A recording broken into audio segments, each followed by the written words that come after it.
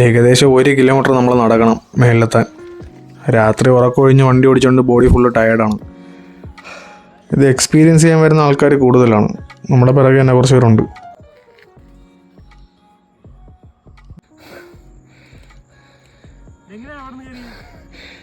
ഞാൻ സുഖമായിട്ട് കയറിയൊന്നുമില്ലേ? പാറയെല്ലാം പായൽ പിടിച്ച് കിടക്കുകയാണ്. വഴുതിയെല്ലാം പോയാൽ നേരെ താഴെ തന്നെ. ഇവിടെ തുറന്നിരുന്നു. നമ്മൾ മേലോട്ട് കയറും തോറും കുറേ പേര് തിരിച്ച് താഴോട്ടിറങ്ങുന്നുണ്ട്.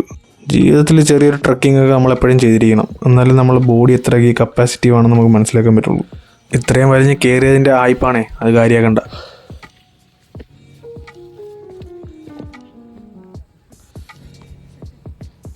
എങ്ങനെയെങ്കിലും അള്ളി പിടിച്ച് മണ്ടയെഴുതി 2 പിള്ളേരോട് അയക്കുന്നതാണ്. വെളുപ്പിനെ വന്നതായിരിക്കും. ഇവിടെ സാധാരണ മഞ്ഞൊക്കെ മൂടി കിടക്കുന്നതാണ്. നമ്മളേറിയപ്പോഴത്തേക്കും മഞ്ഞൊന്നുമില്ലായിരുന്നു.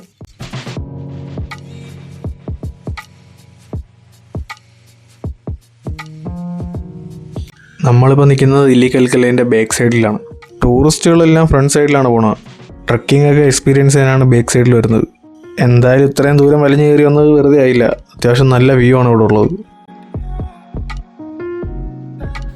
ഏകദേശം 1 മണിക്കൂർ നമ്മളവിടെ ചിലവഴിച്ച്. പിന്നെ വിശപ്പും ദാഹമൊക്കെ അടിച്ചു തുടങ്ങിയപ്പോഴത്തേക്ക് താഴോട്ടിറങ്ങാമെന്ന് തീരുമാനിച്ചു.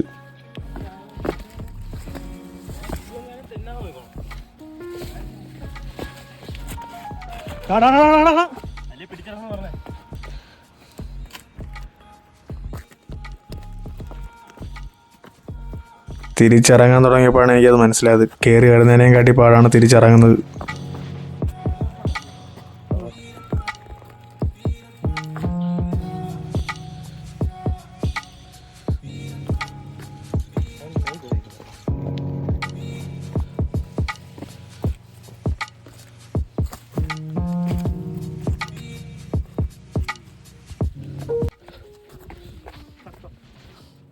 ട്രക്കിംഗ് ഓഹോ,